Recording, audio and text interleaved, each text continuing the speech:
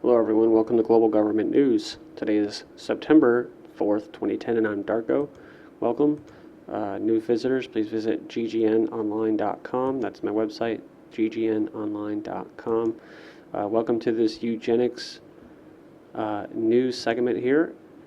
We have a lot of good eugenics news because it's always being carried out on you, me, and anyone who basically doesn't have it, or anyone that has enough money to avoid it.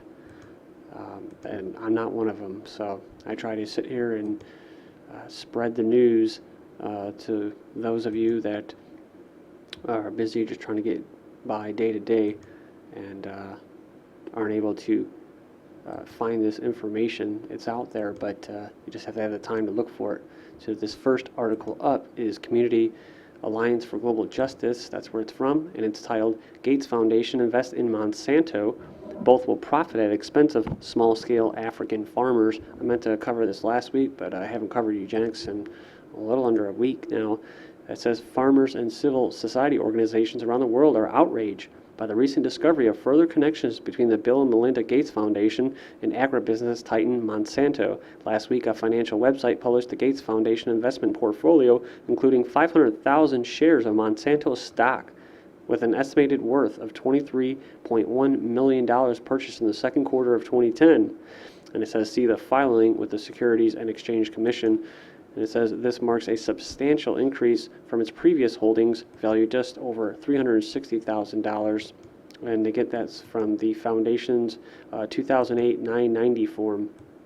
Said the foundation's direct investment in Monsanto is problematic on two primary levels, said Dr. Phil Brano, University of Washington professor emeritus and recognized expert on genetic engineering. Quote, first, Monsanto has a history of blatant disregard for the interest and well-being of small farmers around the world, as well as an appalling environmental track record. The strong connection to Monsanto casts serious doubts on the foundation's heavy funding of agricultural development in Africa and purported goal of alleviating poverty and hunger among small-scale farmers. Second, this investment represents an enormous conflict of interest. And, yeah, it's a conflict of interest because Mr. Gates has said that, vaccines, besides Planned Parenthood and health services, which he's talking about, socialized health services, are the best ways to alleviate overpopulation, which contributes to climate change. So if someone believes that and then they're investing in basically a duopoly in the agribusiness, then yeah, that's definitely a conflict of interest because, well, I don't think I really need to say more, right?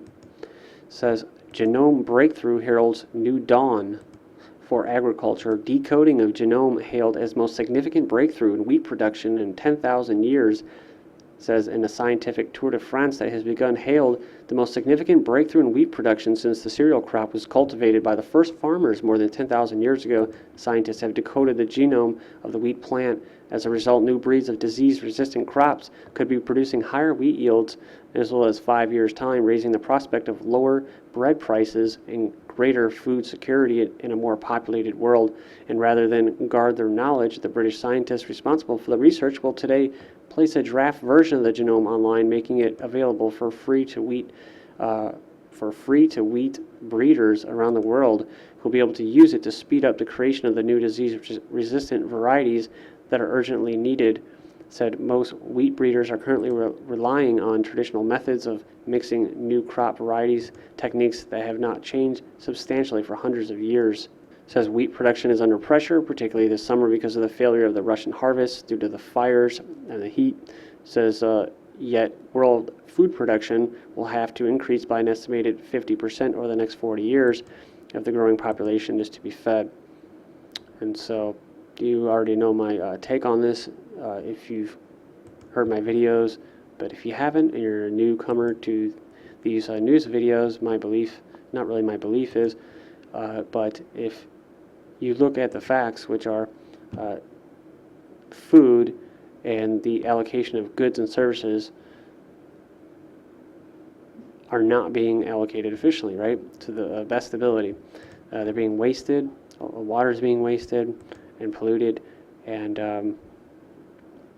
And also you have weather modification going on a daily basis globally, where the Russians, the Chinese, and the U.S. are manipulating the weather patterns. So I think until that stops, and then free markets are allowed to exist, you can't really go with this little how could you say it, justification, right? To start modifying crops, because then you get these GMO crops. I'm not sure if this is what they're talking about, but the GMO crops have been known to cause sterility. That means you can't have kids anymore. So, I mean, it's kind of sick, because whether you like it or not, the population is going to be cut. So it doesn't really matter what I say or what anybody else that isn't for climate change doesn't. Well, I think it's a fraud. I think it's a fraudulent theory. So it's not necessarily that I don't believe it. I just think it's not true. So I can't really go along with all this. So yes, eugenics will be carried out on the global population, whether this theory of overpopulation is correct or not. So moving on. This next one is Natural Health Movement achieving key victories over high fructose corn syrup, MSG, GMOs, and more. This is from naturalnews.com, and it says, it's hard to see it sometimes, but the natural health community has achieved many important victories over the last few years in exposing the truth about dangerous chemicals and food ingredients. Here are some of the major victories we've collectively achieved. High fructose corn syrup exposed says we've been victorious in spreading the word about the dangers of high fructose corn syrup, which I called liquid sugar crack. The public has learned so much about the dangers of the refined ingredient that the food manufacturers are now switching away from high fructose corn syrup and using more natural refined ingredients such as evaporated cane juice, which is far better for you than high fructose corn syrup. Yeah, unfortunately, what they're doing now is the beet juice is now going to be GMO. And that's according to the, the UN or the WHO. So the next one is BPA, the plastics chemical. The truth has also come out recently about the dangers of BPA, also known as the plastics chemical. The chemical, which is found in virtually all canned foods, it is in the can liner, plastic bottles, and other plastic food containers, has been found to be a, quote, hormone disruptor, meaning it interferes with the normal healthy functioning of the hormones that control your body functions. And I've also read it's actually a synthetic form of estrogen. So just get right to the point there. MSG, the excitotoxin taste enhancer. This thing, reading on this and doing my own research, it works, they call it synergetically or in unison with aspartame. They're both excitotoxins that have to do with the nervous system. It says we've also been victorious in a very big way against MSG, monosodium glutamate, the chemical taste enhancer that is used in sausage, beef jerky, salad dressings, gravy mixes, and all sorts of fast food, including chips. Man, that stuff is in all the chips. I can't find any, there's hardly any chips out there that don't have it, and you really do have to look hard. The next string of articles are about vaccines. This is from Tehran Times. Malaysia mulls landmark trial of GM anti-dengue mosquitoes. Malaysia is considering releasing genetically modified mosquitoes designed to combat dengue fever in a landmark field trial that has come in for criticism from environmentalists. And the sad part is that the environmentalists actually support eugenics. If you support the climate change theory, you support eugenics. So this is just a sick world that we live in. I like to call it mind control, but whatever. And this is who? Bill Gates. Bill Gates is the one that actually proposed this, Mr. Eugenics himself, who released in a demonstration, in a lecture, released a jar of flies and said, you see, you have all been vaccinated. So comes straight from the top. Not from me, not from my head, not from some mystical chanting that I get in a crystal ball. It says, next one, flu vaccine is now available and nearly everyone should get it. Just after the news that swine flu is no longer a global threat, it is time to roll up our sleeves for another shot. Flu vaccination season started earlier this year and is expected to be bigger than ever. A bumper crop of 160 million doses of seasonal flu vaccine is being produced. The CDC said this is about 40% more than last year. It says for the first time, the CDC is recommending universal influenza vaccination instead of confusing lists based on their age, health, blah, blah, blah, whatever. What you need to know right now is that they're mixing the H1N1 shots with the regular seasonal flu shots, and that's what you need to know. Also, that they're trying to give children 2 shots and pregnant women 2 shots. I'm not sure about the U.S., but there's many other countries that are doing 2 doses, and people are actually getting sick, and some of them are dying. So that's just what I want to tell you. I've already covered this in recent news videos.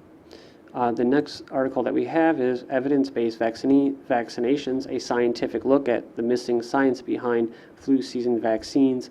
And this says, as someone with a good deal of education and scientific thinking and the scientific method, I've put considerable effort into attempting to find any real scientific evidence backing the widespread use of the influenza vaccines or flu season shots. Before learning about nutrition, holistic health, I was a computer software entrepreneur, and I have considerable scientific background in areas such as astronomy, physics, human physiology, microbiology, genetics, anthropology, and human psychology.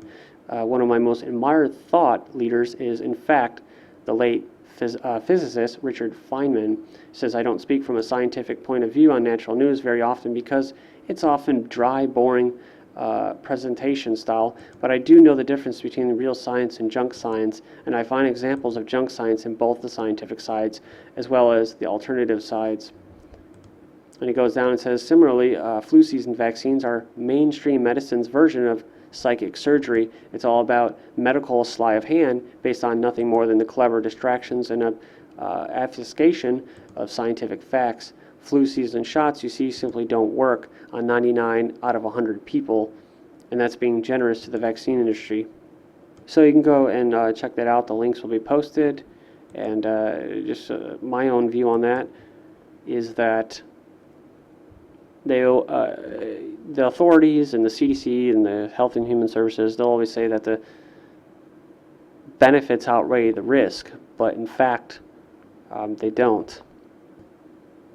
You can actually say that the risk outweigh the benefits, because the benefits are, if you keep taking the vaccines, you're going to damage your immune system. It won't be able to naturally adapt and fight off infections and diseases, but you'll also be at risk for all the other side effects of vaccines, which is becoming sterile and, of course, our big buddy, cancer. So moving on. The next one is New York legislators want chickens vaccinated. Oh, look at that. 2 state legislators want to require farmers in a New York state to vaccinate their chickens against salmonella. And of course, this is after the bogus chicken salmonella link. Don't even know how that really even happens. But as a result, the FDA got a power grab, so now they have more authority. And so I don't believe in half of these salmonella cases that come out.